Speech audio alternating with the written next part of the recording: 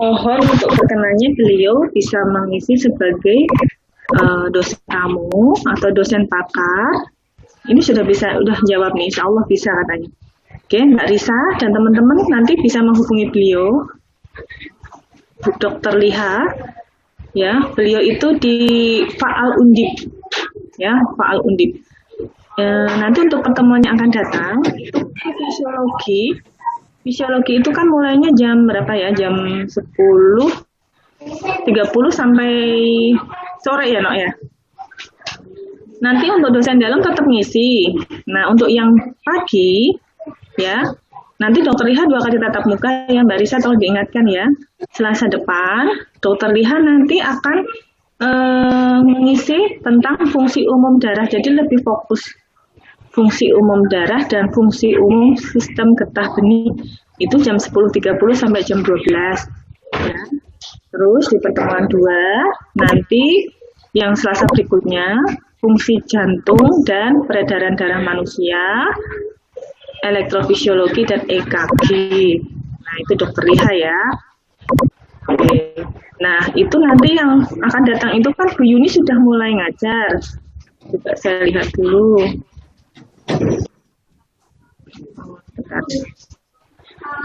Fisiologi. Jadi Bu Yuni nanti masuknya mulai jam berapa? Dikondisikan aja ya, jam 12 lebih berapa, teman-teman, biar Soma dulu, baru nanti Bu Yuni. Gitu ya. Mbak Risa? Gimana? Ca? Ya, Mbak Risa mana Mbak Risa? Mana Mbak Risa? Nggak ada suaranya ya? Mbak Risa si pennya toh? Ya, nanti itu toh teman-teman diingatkan ya, Selasa depan ada kuliah pakar Dokter Liha. Gitu nggih? Ya. Yuk kita mulai saja. Ini saya kali ini materinya adalah tentang sel darah merah dan sistem limfatik. Ya, sel darah merah dan sistem limfatik. Teman-teman tahu nggak tentang sel darah? Darah itu terdiri dari apa saja? Yang tahu? Ya, siapa yang mau menjawab? Darah itu. Siapa yang jawab nih? Saya. Suaranya siapa? Siapa saya? Siska? Ya. Darah itu terdiri dari apa aja kan ya, Bu? Iya, apa? Ada sel darah merah, ada sel darah putih, ya. Sama sudah, itu aja, Bu. Ada yang mau menambahkan? Saya, Bu. Iya, siapa itu saya? Putri. Putri, mana Putri? Oh iya, Putri. Apa, Bu? Sama plasma darah juga, Bu. Plasma darah, terus satu lagi? Pink darah. Lagi? Ya? Pink. Trombosit. Ya, trombosit atau ya. Iya, oke. Baik. Terus pembentukannya di mana? Ada yang tahu? Pembentukan darah di mana? Sumsum tulang belakang, Bu. Ya, di sumsum tulang. Oke ya, masih ingat ya? Baik. Teman-teman, ini berarti review saja ya, karena teman-teman masih pada ingat ya. Alhamdulillah kalau masih ingat semua tentang apa ya, darah, mungkin pas pelajaran di SMA masih ingat, kita ulang lagi ya. Jadi untuk pendalaman saja ya, untuk review kembali. Oke, dari pertama dulu, hematopoiesis atau hemopoiesis itu adalah pembentukan sel darah atau production of blood cell. Di mana pembentukan sel darahnya? Kalau untuk neonatus, ya, bayi baru lahir atau bayi sampai usia dengan 28 hari, itu pembentukannya ada di semua sumsum merah tulang, ya, ada di tulang pipi, tulang tengkorak, clavicula, sternum atau tulang dada ya, tulang rusuk, vertebra dan tulang panggul, pelvis. Kalau pada orang dewasa Ini ada di vertebra, tulang rusuk, sternum, tulang kepala, tulang pelvis, dan femur. Femur bagian proksimal dan distal. Nah, jadi 50% sumsum tulang itu isinya lemak dan dapat diubah menjadi tempat pembentukan sel darah, ya. Namun keadaan tertentu juga bisa terjadi di hati dan limpa. Oke, kita bisa lihat nih di sini ini pembuluh darah ya, Nok ya. Teman-teman mulai sekarang mulai hati-hati untuk menjaga makanan ya. Apa sih makanan-makanan yang masuk harus dipilih-pilih karena apa? Sekarang ini trennya penyakit sekarang ini penyakit tidak menular, ya. Penyakit tidak menular dan kematian itu disebabkan oleh yang tertinggi apa ya itu? Tertinggi masih apa? Ada penyakit jantung, ada penyakit stroke. Nah, ini semua ada kaitannya dengan pembuluh darah ya. Ini hati-hati, ini pembuluh darah kita. Ini kalau pembuluh darahnya ini kalau semakin menyempit, ya, menyempit karena tertutup oleh plak ya. Ini nanti tekanan darahnya juga akan semakin meningkat. Ya, ini sejelas aja. Akan meningkat karena apa? Coba kita bayangkan ya, apa ya? Ini kalau kita mau nyiram itu apa namanya? Selang air ya, selang air coba. Teman-teman mau nyiram air, kalau nyiram kadang-kadang kita pencet tengahnya ya, kita pencet biar apa coba? Selangnya kita pencet biar airnya muncrat ya, biar airnya itu panjang. Itulah yang terjadi juga sama dengan pembuluh darah. Jika ada pembuluh darahnya juga ada penyempitan, itu pun semburannya tekanannya juga akan semakin tinggi. Hampir sama seperti itu ya kalau kita analogikan dengan selang. Kalau kita nyiram kan selangnya dipencet biar airnya muncrat jauh, ya muncrat jauh. Biar kena semuanya. Tapi kalau pembuluh darah juga sama. Nah, kondisi seperti itu kita harus hati-hati. Mungkin ada orang tua kita, bapak atau ibu diingatkan ya untuk cek selalu setiap bulan paling tidak setiap bulan sekali teman-teman di rumah punya tensimeter ya. Sudah bisa pakai belum? Yang pakai ya, apalagi Bu Bidan itu harus bisa pakai tensimeter. Caranya bagaimana ya? Ada sih yang yang otomatis itu digital ya, tinggal pencet aja udah full. Tapi kita nggak tahu caranya, tahu keluar angka. Syukur-syukur teman-teman punya tensimeter yang airapsa ya, atau yang kompas. Nah, itu nanti akan tahu caranya, mana sistolnya, mana diastolnya ya. Nanti akan belajar itu di kardiovaskuler ya dengan dokter lihat. Ya, gitu ya. Jadi ini melihat dari gambarnya dulu. Ini pembuluh darah arteri. Di sini ternyata banyak sekali ya. Kalau misalkan kita kena benda tajam keluar darahnya itu kan kelihatannya cuma merah aja ya, merah gitu ya, nggak kelihatan seperti keping-keping seperti ini. Tapi kalau kita lihat di dalam mikroskop ternyata eritrosit itu bentuknya seperti ini ya, seperti keping ada cekungannya. Luar biasa ya. Kemudian trombosit juga seperti ini dan white blood cell juga seperti ini ya, kalau dilihat pakai mikroskop.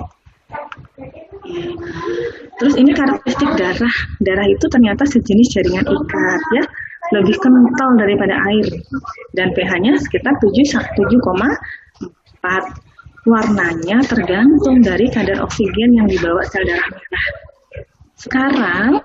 Tren sekarang teman-teman ini usianya itu masih hitungannya itu usia remaja ya. Trennya sekarang itu remaja sekarang itu banyak mengalami anemia. Apa itu anemia? Kurangan sel darah merah. Ayo, ada yang tahu? Siapa yang jawab?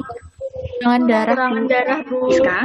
Oh iya, kekurangan sel darah merah atau tepatnya kekurangan kadar hemoglobin. Ya betul, sel darah merah karena Hb juga masih bagian dari eritrosit ya. Itu tren remaja sekarang ini. Kenapa? Jangan sampai gini. Kualitas bayi yang dilahirkan, kualitas anak yang dilahirkan kelak itu berasal dari kualitas dari calon ibu. Seperti teman-teman sekarang meskipun masih muda, mulai dari sekarang ayo dijaga ya, termasuk juga kondisi darah kita, jangan sampai terkena anemia. Gimana gejala anemia? Ada yang tahu gejala anemia? Pusing, Bu. Lemas, pusing. Yang jawab ini. Jawab. Rista yang jawab ya. Oke. Pusing, siapa lagi yang lainnya? Gejalanya tampak seperti apa? Oh, vertigo, ada vertigo juga pusing ya, sama ya. Wajah. Mata Kulit berkunang-kunang. terlihat pucat, Bu. Kulit terlihat pucat ya, iya itu salah satu gejala lemas ya, lemas. Nah, hati-hati, mungkin teman-teman yang sekarang ikut kuliah juga ada yang pernah merasakan seperti ini ya, ada. Nah, ada yang sudah pernah periksa, ada yang sudah pernah cek HB. Coba kapan-kapan cek kadar HB ya, di apotek itu kan ada tuh, coba ya, sekali-kali coba cek kadar HB, kita ingin tahu saya itu anemia atau enggak ya. Sekarang coba memperhatikan tubuh kita, memperhatikan diri sendiri ya. Seperti saya bilang tadi, kualitas bayi generasi yang akan datang itu ditentukan oleh dari sekarang calon ibu, teman-teman semuanya ya. Jadi tolong nanti kalau sempat silahkan ngecek ya, ngecek kadar HB saya berapa. Nah, dan pada saat menstruasi juga boleh ngecek. Nah, biasanya kalau pada saat menstruasi itu banyak tuh yang ngedrop pucat ya, meskipun itu meskipun darah endometrium, tapi tetap aja ya dicek darahnya, HB-nya berapa. Dan program pemerintah itu pada saat menstruasi itu dianjurkan untuk minum tablet besi, tablet FE. Teman-teman tahu tablet FE? Nah, tahu ya. Kalau yang nggak tahu, sejenis yang mereknya Sangobion ya. Terus ada lagi merek yang lain banyak ya. Jadi itu program sebetulnya. Mungkin waktu SMA juga pernah dikasih. Tapi sepertinya kok nggak rutin ya, nggak jalan bagus ya sepertinya ya. Nah, karena itu program, teman-teman programkan ke diri sendiri aja, nggak usah nunggu program dari luar ya. Diprogramkan untuk diri sendiri pada saat menstruasi, minum tablet besi 1 kali aja 1 hari, gitu ya teman-teman, untuk mencegah anemia. Nah, ya dijaga dengan baik. Minum aja kan paling 7 hari selesai menstruasi. Sudah gitu. Dan teman-teman kalau yang tidak dalam kondisi menstruasinya itu ternyata anemis juga, boleh konsultasi ya. Ada apa dengan saya? Apakah ada gangguan darah atau apa ya? Kalau memang hanya anemis saja, ya silakan itu bisa terapi minum tablet besi. Atau mungkin kadang-kadang ada tipe eritrosit yang tidak normal seperti bulan sabit kan ada. Ya, sehingga itu seperti anemia megaloblastik gitu ya. Oke, lanjut lagi, ini jadi volume darah total 5 liter ya. Terus ada lagi plasma darah, betul tadi yang menjawab plasma darah ya. Plasma darah itu terdiri dari 92% air, paling banyak airnya. Jadi ini ada protein plasmanya juga, terdiri dari albumin 66-60%, globulin, fibrinogen, nutrien, gas darah, CO2 dan seterusnya ini sampai bikarbonat. Ini plasma darah ya. Terus ini ada elemen-elemen pembentuk darah, ini ada sel darah merah atau red blood cells, eritrosit ya. Terus leukosit dan trombosit. Eritrosit seperti tadi bentuknya bulat, ada lekukannya, diameter kurang lebih 7 mikro, ya, mengandung 300 juta molekul Hb. Jadi sel darah merah itu nggak jauh-jauh dari yang namanya Hb, ya. Jadi ada 300 juta molekul Hb. Dan Hb itu sendiri tersusun dari globin dan hem yang mengandung zat besi. Makanya kalau kita anemia itu kekurangan kadar Hb, kita disarankan minum tablet besi karena tujuannya untuk menekan Hb ya. selain minum tablet besi, kita juga dianjurkan untuk makan makanan yang banyak mengandung tablet besi. Teman-teman boleh nanti cari tahu makanan apa yang banyak mengandung zat besi. Itu biasanya makanan yang berwarna lebih cenderung ke warna orange, merah ya. Sebentar ya, ini ada iklan anak kecil ya. Nah, ya, kemudian ini ada hemoglobin dewasa dan ada hemoglobin janin ya. Lanjut lagi, setiap gram hemoglobin A membawa 1,3 mili oksigen. Jadi HB itu membawa oksigen dan sekitar 97% oksigen dalam darah yang dibawa dari paru-paru itu bergabung dengan HB, sisanya larut dalam plasma. Jumlah eritrosit normal ya. Nanti kalau cek darah lengkap ya, kalau di laboratorium cek darah lengkap itu nanti biasanya ada eritrosit, leukosit, trombosit lengkap ya. Pada laki-laki sehat 4,2 sampai 5,5 juta sel per milimeter kubik, kalau ada perempuan 3,2 sampai 5,2 juta ya. Kemudian ini HT atau hematokrit adalah presentasi volume darah total yang mengandung eritrosit. Jadi presentase volumenya ya, itu HT. Terus fungsinya tadi sudah ya, transport oksigen ke seluruh jaringan. Makanya kalau teman-teman anemia, bagaimana kemampuan tubuh itu untuk membawa oksigen? Makanya kulitnya tampak kelihatan pucat karena kurang oksigen, ya kan? Iya kan, membawa darah gitu. Ya, kemudian juga berperan dalam pengaturan pH darah. Kemudian pengaturannya ini diatur oleh eritropoietin, yaitu hormon glikoprotein yang diproduksi ginjal ya. Hormon lain seperti kortisol, tiroid, dan hormon pertumbuhan yang lainnya. Kemudian ini zat besi. Zat besi ini sangat penting untuk pembentukan HB. Kalau pada ibu hamil, ini zat besi ini mulai diberikan pada trimester kedua. Trimester kedua itu kehamilan 12 minggu sampai dengan berapa? Sampai dengan 28 minggu ya. Itu untuk trimester 2, dan trimester 3 masih dilanjutkan ya. Trimester 3 itu 28 sampai aterem. Aterem itu 37 minggu ya. Ini zat besi diberikan.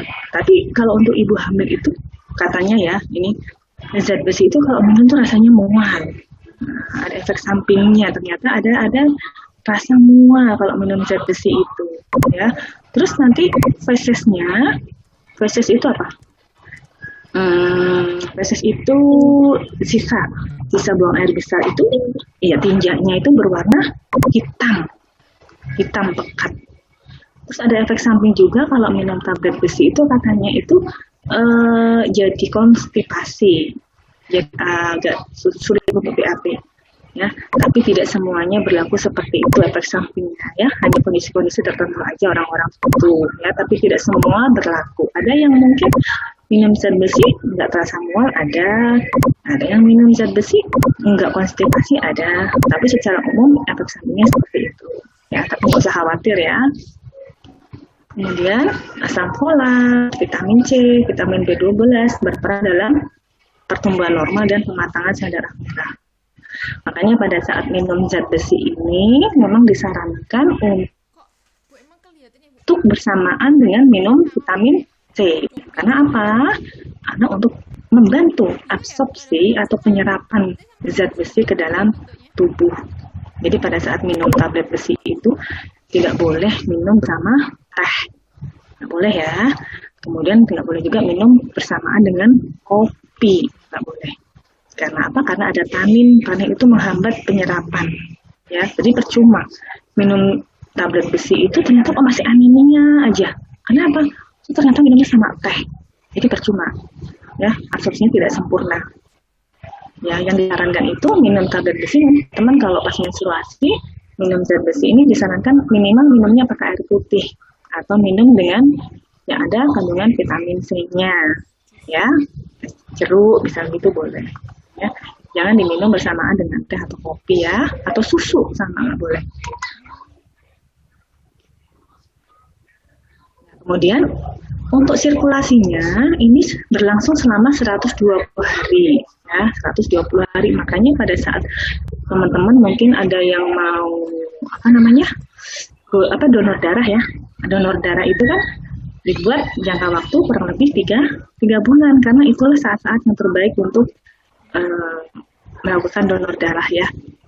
Eritrosit yang rusak ini akan mengalami fagositosis oleh makrofag di limfa, hati, sumsum dan jaringan tubuh yang lain. Ya, lanjut berikutnya, ini gambarnya ya. Gambarnya seperti ini. Bu, apa lagi Bu ya? Ibu, tadi kita bahas apa sih Bu? Leukosit. Leukosit. Jumlahnya kurang lebih 7.000 sampai 9.000 ya. Jika terjadi infeksi atau kerusakan jaringan, tubuh secara otomatis akan melakukan respon. Respon tubuh itu adalah peningkatan jumlah total leukosit. Dengan adanya peningkatan jumlah leukosit, itu pun biasanya diiringi dengan gejala yang lainnya. Gejala tubuh yang lainnya. Misalnya apa? Gejala infeksi apa? Teman-teman ada yang tahu? Gejala infeksi ada yang tahu? Demam, Bu. Demam? Terus apa lagi? Bengkak di area Ya, ada demam. Terus mungkin ada nyeri. Ya. Nah, itu salah satu dari gejala infeksi. Ya, artinya tubuh itu sudah mengalami ada kerusakan jaringan. Ada yang nggak beres di dalam tubuh. Itu kalau mau dicek, itu biasanya leukositnya naik. Makanya setiap pasien yang masuk ke rumah sakit, misalnya masuk UGD, itu pasti cek darah lengkap dulu. Itu akan dicek darah lengkapnya, ada apa dengan dirinya, ada apa dengan pasien itu. Kalau leukositnya tinggi, kemungkinan ada infeksi. Kemudian akan dicek lagi infeksinya karena apa. Dilihat dari gejala-gejalanya, ya. Mungkin misalnya ada mual, terus lidahnya kotor, misalnya begitu ya. Akhirnya ini mengarah kemana? Dianjurkan untuk cek lab yang lain, misalnya cek Vidal. Cek Vidal itu untuk tahu apakah pasien itu menderita tipes atau tipoid, ya. Nah, itu nanti akan dicek. Jadi, kalaupun badannya demam itu belum tentu kita itu bisa menentukan tanpa adanya pemeriksaan lab, kita nggak bisa menentukan, oh ini demam berdarah, oh ini tipes, nggak bisa. Jadi semua itu harus berdasarkan pemeriksaan laboratorium. Gejalanya tipes dan demam berdarah itu hampir sama. Ya, hampir sama. Ada demam, kadang-kadang ada mual juga. Ya, itu kita nggak bisa nentuin. Jadi semua itu dari pemeriksaan laboratorium. Kalau yang tipoid itu berarti Vidalnya positif.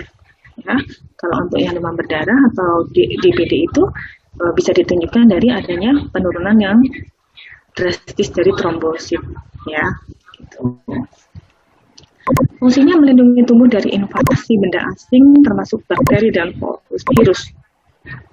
Nah, sekarang trennya lagi masa pandemi seperti ini, kita sedang berjuang, ya. Kita sedang berjuang.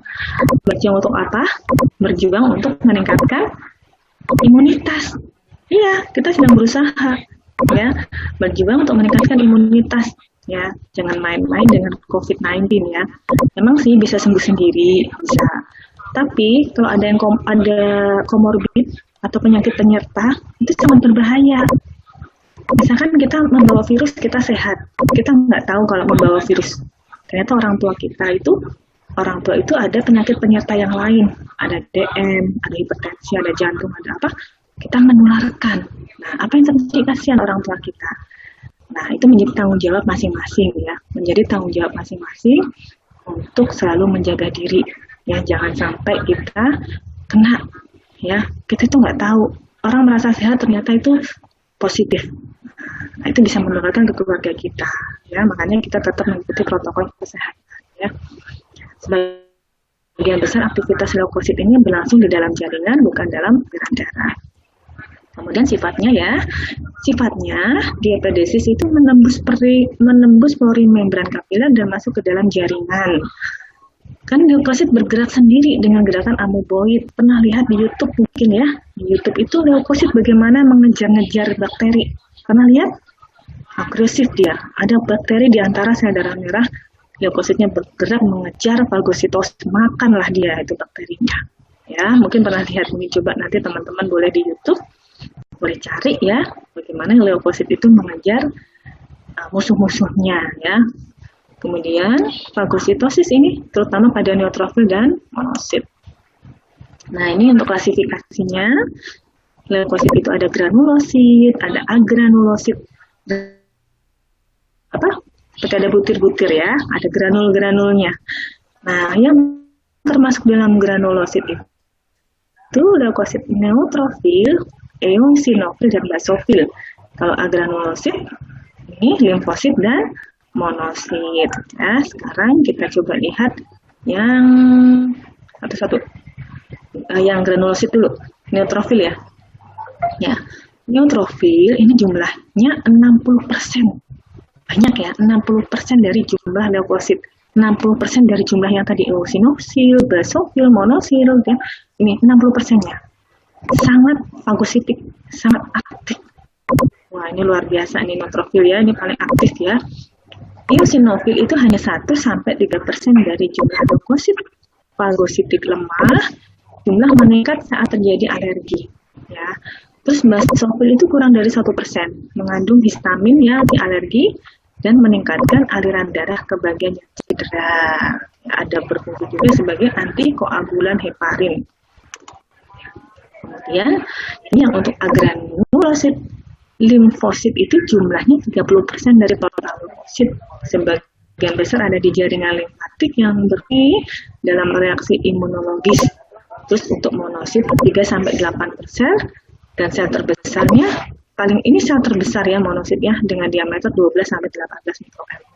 Ini juga sama ya, sangat fagositik dan sangat aktif. Tapi ini yang tipe agranulosit ya. Sekarang kita lihat coba gambarnya. Sekilas tadi ini neutrofil, ini monosit, terus limfosit, ya ini basofil, ini limfosit ya. Ini gambarnya, kelihatan bedanya ya.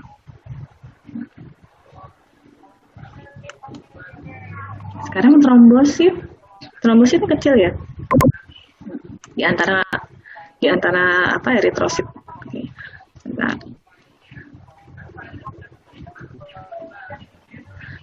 Coba kita lihat, teman-teman ada yang pernah dirawat di rumah sakit? Nah, Bu. Oh ya, kenapa? Sakit apa? DBD sama tipes. Setia pernah dirawat. Siapa yang pernah dirawat siapa? Ibu. Saya juga pernah. DBD. Terus kamu tahu nggak di infusnya pakai ini pernah ditransfusi nggak? Ada yang pernah transfusi? Enggak pernah, Bu. Kalau transfusi darah? Belum pernah.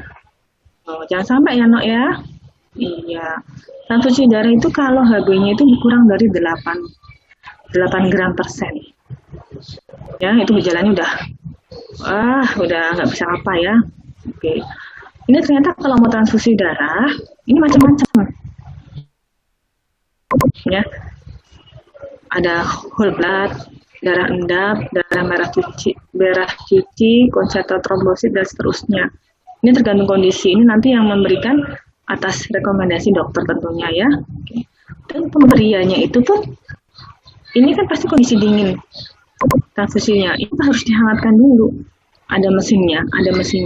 Jadi nggak langsung dimasukkan ke darah kita. Jadi ada mesin penghangatnya dulu supaya suhunya itu sama dengan suhu darah kita.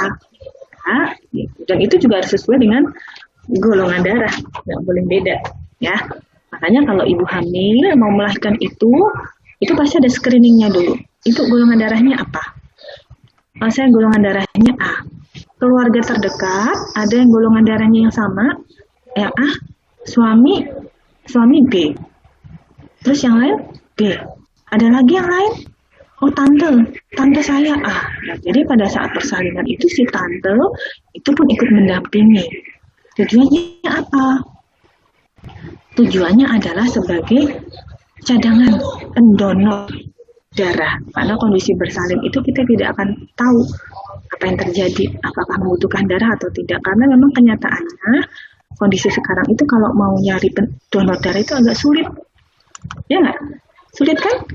Iya, karena langka. Kadang-kadang ini butuh donor. Teman-teman pernah tahu nggak, mungkin ada di WA, dibutuhkan cepat donor darah, golongan darah ini.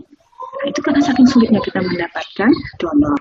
Makanya untuk ibu-ibu bersalin itu pasti kita tanya, keluarga terdekat ada nggak? Kalau ada, ikut.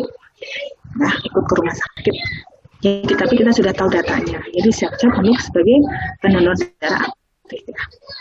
Ini kalau kita lihat komposisinya ini plasma seperti ini ya, bening ya, bening. White blood segini hanya sedikit ya, trombosit juga sama, kurang dari 1%, dan ini eritrosit. Ini eritrosit yang membawa oksigen tadi ya. Sekarang kita lanjut ke sistem limfatik. Sistem limfatik ini komponen tambahan sistem sirkulasi ya, fungsinya mengembalikan kelebihan cairan jaringan, mengembalikan protein plasma, transport nutrien ke dalam darah, mengeluarkan toksin, dan mengendalikan kualitas aliran cairan jaringan. Limfe, jauh-jauh dari namanya limfe, pembuluh limfe ya. Ini sebagai komponen tambahan tadi ya. Ketika bakteri dikenali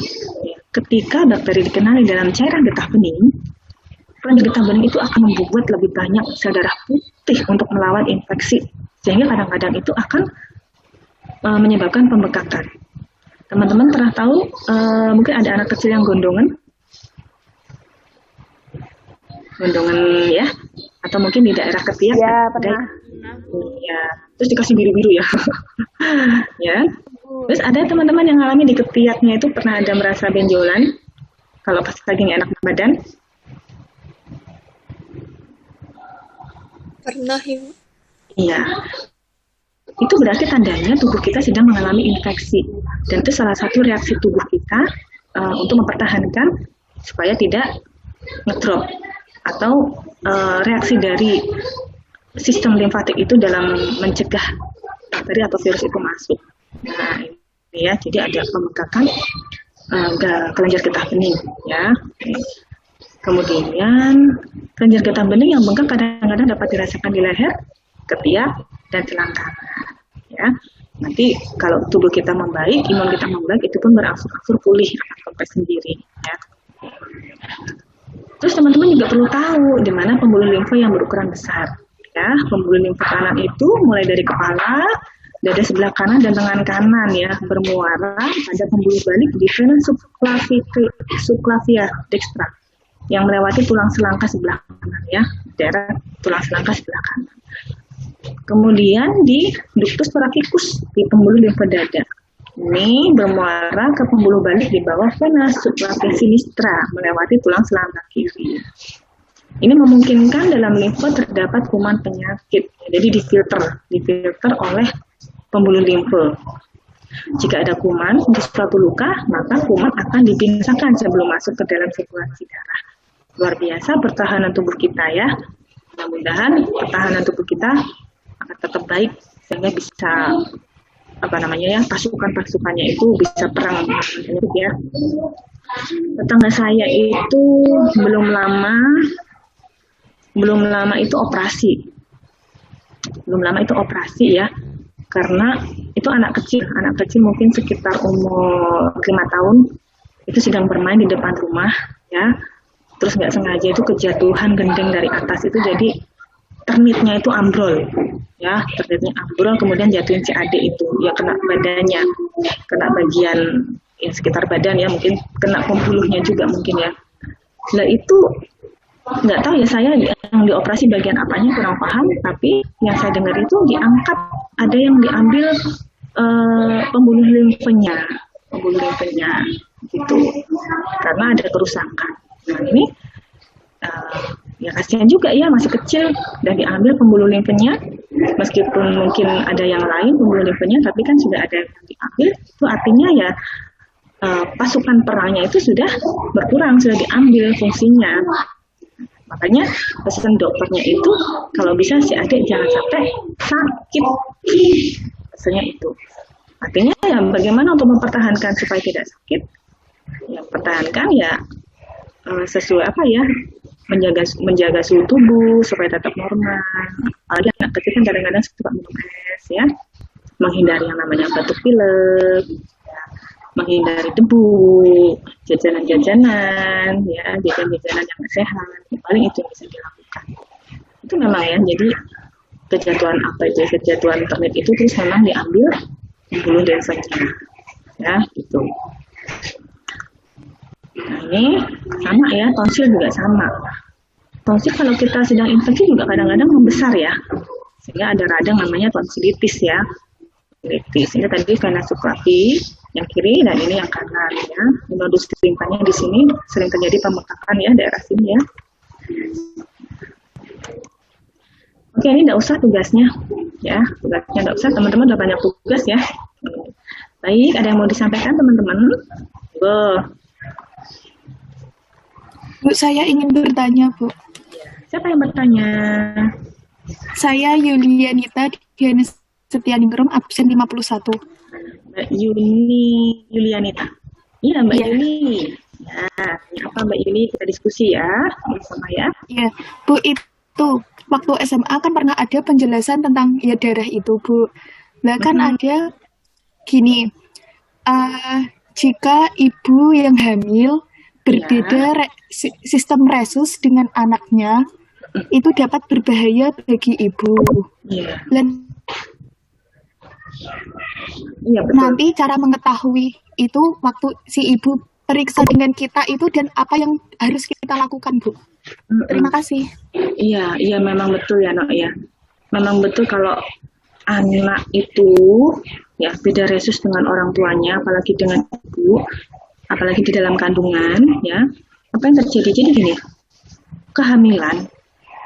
terjadi kehamilan itu berarti kan ada terjadi apa namanya, konsepsi ya, pembuahan itu dalam tubuh itu sebetulnya juga sudah dianggap sebagai benda asing. Pertama itu dianggap sebagai benda asing dan tubuh si ibu akan berusaha menolak benda asing itu. Nah, itu butuh proses untuk menerima. Ya, makanya kadang-kadang ada rasa mual, apa-apa sebetulnya itu salah satu dari proses penolakan.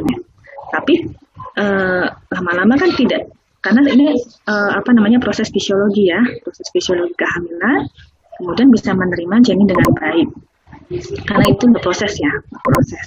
Nah, apa yang terjadi? Resusnya beda. Jadi golongan darah sama, belum tentu resusnya sama. Golongan darah sama, resus itu juga bisa berbeda, negatif dan positif ya. Hati-hati dengan kondisi seperti ini. Karena apa? Karena pastinya tubuh itu akan menolak. Tubuh si ibu itu akan menolak karena dianggapnya sebagai antigen atau benda asing.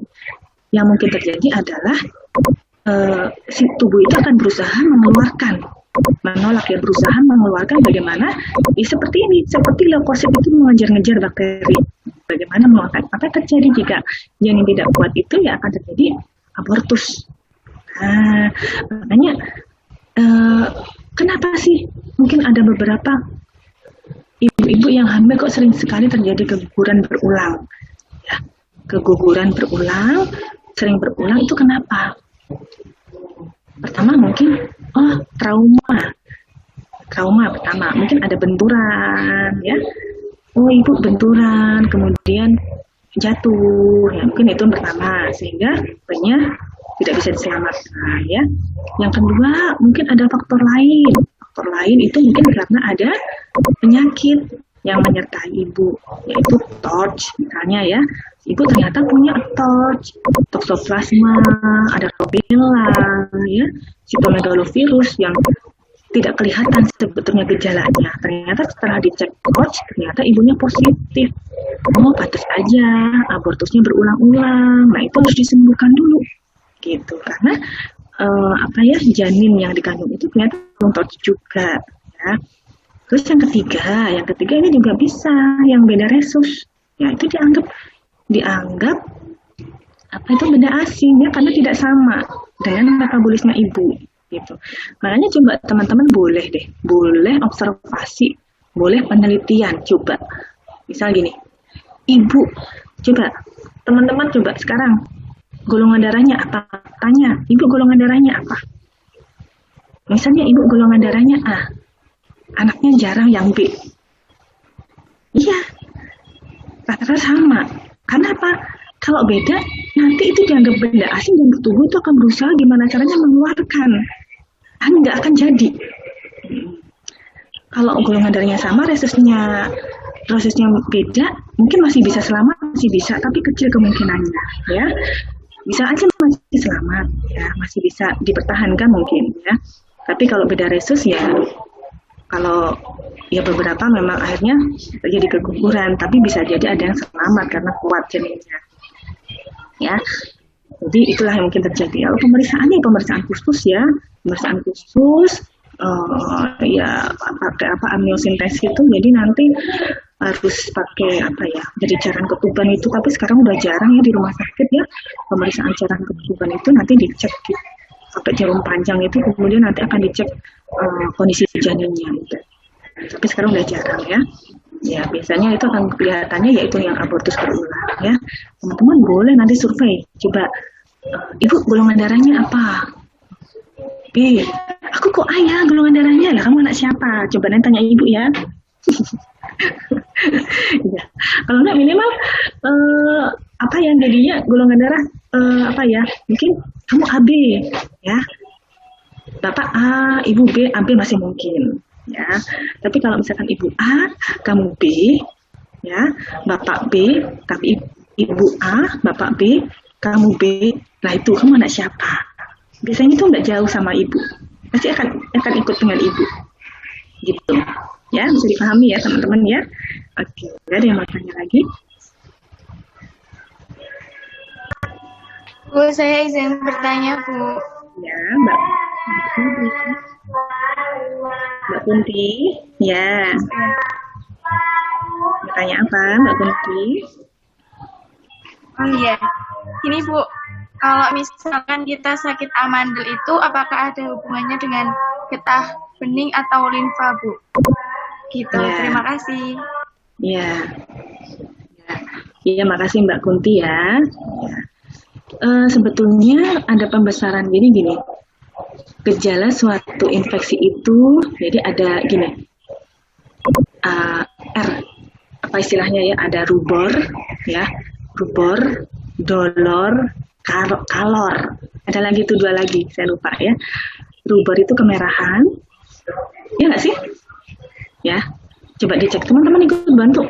Yuk, gejala infeksi coba. Nah, gejala infeksi rubor, dolor. Nah, coba dicek. Peradangan ya. Ketemu teman-teman? Ya. Semua dalam sistem tubuh kita itu pasti ada kaitannya dengan sistem limfatik. Ya, karena sistem limfatik itu memang tugasnya adalah sebagai pertahanan awal dalam mencegah terjadinya peradangan. Ya. Jadi apa yang terjadi pada tonsil? Kadang terjadi pembengkakan ya kalau ada infeksi ya. Mungkin pada waktu kecil mungkin sering minum es, terus main ciki-ciki, akhirnya terus bengkak, ya toh? Akhirnya harus dioperasi. Ada yang dioperasi? Ya, ada yang harus dioperasi. Itu sebetulnya itu salah satu bentuk radang ya, radang atau inflamasi. Nah, ini tadi gejala radang tadi apa aja tadi? Tanda-tanda radang ada rubor, kalor, dolor, tumor. Nah, itu tanda-tanda radang ya, masih sekarang dipakai. Rubor itu kemerahan, coba tonsilnya kalau pas lagi terjadi infeksi coba kemerahan nggak? Buat nelen sakit, ya kan? Buat nelen sakit, terus ada kemerahan juga.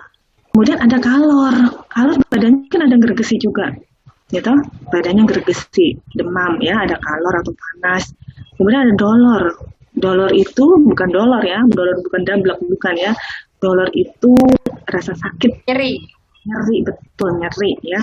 Dolor itu rasa sakit, nyeri menelan ya, dan tumor, pembengkakan. Jadi ada pembengkakan. Jadi yang terjadi di tonsil kita kalau terjadi itu gejala-gejala tadi, radang tadi, ya.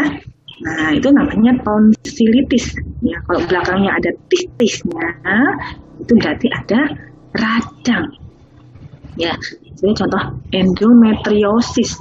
Nah, endometriosis dari asal kata endometrium atau dinding rahim, ya, dinding rahim. Belakangnya ada tisnya, berarti ada peradangan pada dinding rahim, endometriosis, ya, tonsilitis. Terus apalagi misalnya usus buntu. Meningitis, Bu. Meningitis, betul. Ini teman-teman ada yang belakangnya namanya titis? Nggak ada ya? Itu berarti ada Enggak, radang. Bu.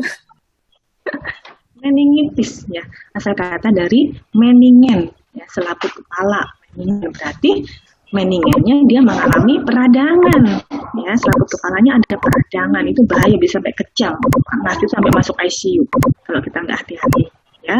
Oke, jadi gitu ya teman-teman, ya.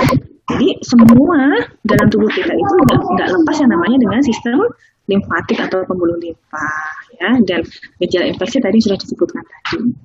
Gitu ya, bisa dipahami? Iya. Ya, Bu, bisa. Terima kasih. Udah jelas? Ya, udah jelas? Oke. Teman-teman diingat lagi ya, yuk ditulis yang tadi yang boleh sampaikan tadi yang untuk kuliah pakar, ya. Ya, Mbak Risa, mana Mbak Risa? Tadi Mbak Risa belum jawab loh. Hadir, Bu. Oh ya, Mbak Risa, tolong dicatat ya untuk Selasa depan. Ya, Selasa depan itu tanggal berapa ya? Selasa depan itu tanggal 15, ya. Tanggal 15 Iya, September. Iya. Itu sudah jatahnya Bu Yuni ya, betul ya? Bu Yuni Sigit. Iya. Mm-mm. Bu Yuni Sigit tetap masuk aja, ditawarkan untuk jam siangnya.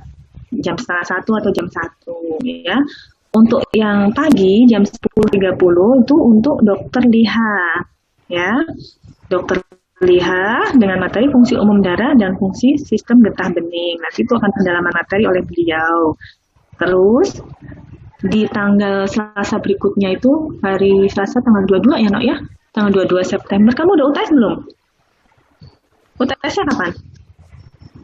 Belum tahu, Tahu, Ibu. belum dikasih tahu. Ya, mungkin masih ya tanggal 22 September. Itu nanti fungsi jantung, peredaran darah manusia, elektrofisiologi dan EKG di jam yang sama, 10.30 sampai jam 12. Nanti jam satunya Bu Yuni Sigit. Gitu ya, Mbak Risa ya. Baik, Bu. Ya, nanti saya kasih nomor teleponnya Dokter Liha, nanti dikomunikasikan dengan Bu Ria untuk link Zoom-nya, ya. Gitu. Ya, jelas ya Mbak Risa ya?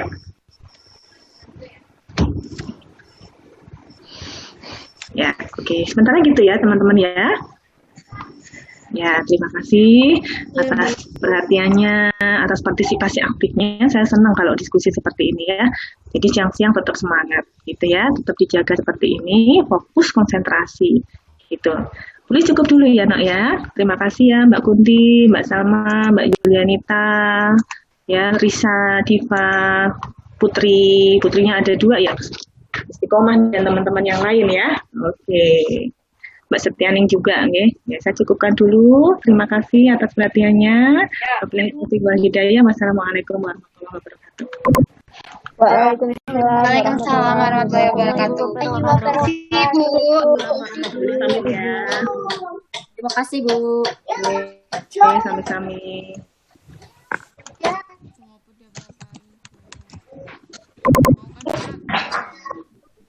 Assalamualaikum.